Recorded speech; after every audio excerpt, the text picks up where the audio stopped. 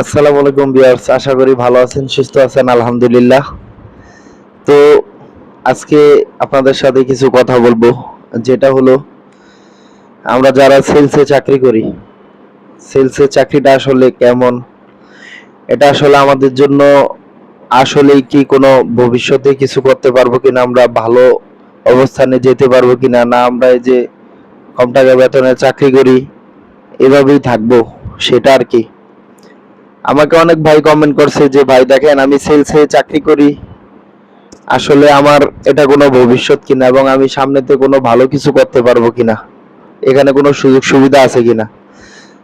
আসলে এটা অনেকের মধ্যে এই ধরনের প্রশ্ন থাকে, এবং যারা আমরা নতুন আছি, আমরা সেলসের কিছুই বুঝি না এবং মার্কেটিং এ নতুন আছি, তাদের মনের মধ্যে প্রশ্ন আসতেই পারে, আসলে ভাই সেলসটা কি আসলে আমাদের জন্য কোনো ভালো কোনো কিনা, এই ধরনের প্রশ্ন অনেকে করেন। দেখেন ভাই, মূলত আমি প্রথম অবস্থায় বলি, আপনারা যারা সেলসে আসতে চান, দেখেন সেলসটা হলো একটা স্বাধীন পেশা, একটা মহান পেশা, এবং এটা এমন একটা জায়গা যেখানে আপনাকে ছাড়া একটা কোম্পানি অচল, এটা নিশ্চিত।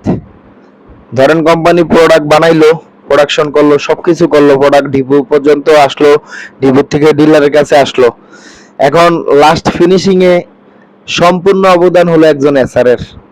ঠিক আছে, একটা এসআর যদি ভালো না হয় তাহলে অনেক প্রোডাক্ট কিন্তু ড্যামেজ হয়, সেটা আমরা অবশ্যই জানি।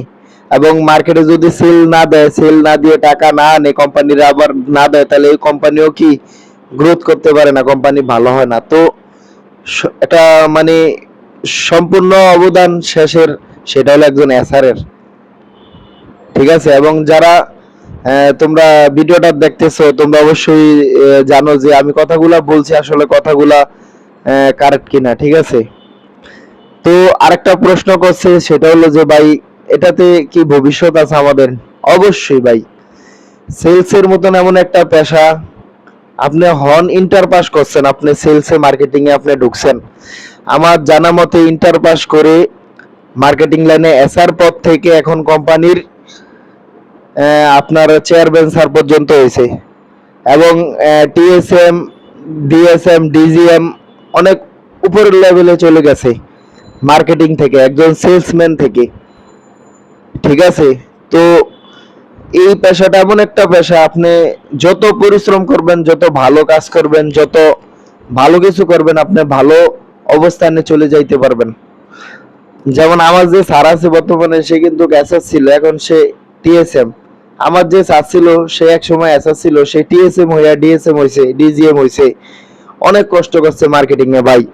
আপনার যদি কোম্পানি টার্গেট দেয়, আপনি যদি আপনার টার্গেটটা অ্যাচিভ করতে পারেন, এবং আপনি যদি সব সময় ভালো করেন, অবশ্যই আপনার কোম্পানির অবশ্যই আপনি টপ লিস্টে থাকবেন, আবার এবং আপনি ভালো সেলসম্যান হিসাবে আপনি পুরস্কার পাবেন, এবং সাবদের নজরের মধ্যে থাকবেন, আপনি ইনশাল্লাহ ভালো কিছু করতে পারবেন, এবং স্যারদের নজরে যখন থাকবেন, অবশ্যই স্যাররা আপনাকে ভালো একটা পজিশনে নিয়ে যাবে। আপনাকে প্রথমে এসআর থেকে টিএসএম বানাইবে, তারপর টিএসএম এ ভালো করলে আপনাকে ডিএসএম বানাইবে, তারপর ডিজিএম বানাইবে।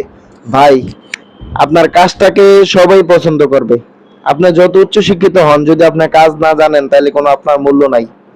অতএব যে যে কাজ জানে, মনে করেন যে আমরা সেলসে যারা চাকরি করে, আমরা ভালো করব, কিভাবে আমরা ভালো করা যায়, দিন দিন সেলস বৃদ্ধি করা যায়, কিভাবে আউটলেট বাড়ানো যায়, কিভাবে মার্কেটে কভারেজ বাড়ানো যায়, যাতে একটা দোকানও আমার বাকি না থাকে। একটা দোকানে কমপক্ষে 10টা 15টা 20টা প্রোডাক্ট থাকবো আমার, নিম্নে 4টা 5টা প্রোডাক্ট থাকবো। ঠিক আছে, তো ভাই যারা সেলসে চাকরি করতে চান, দেখেন এটা একটা মহান পেশা, স্বাধীন পেশা।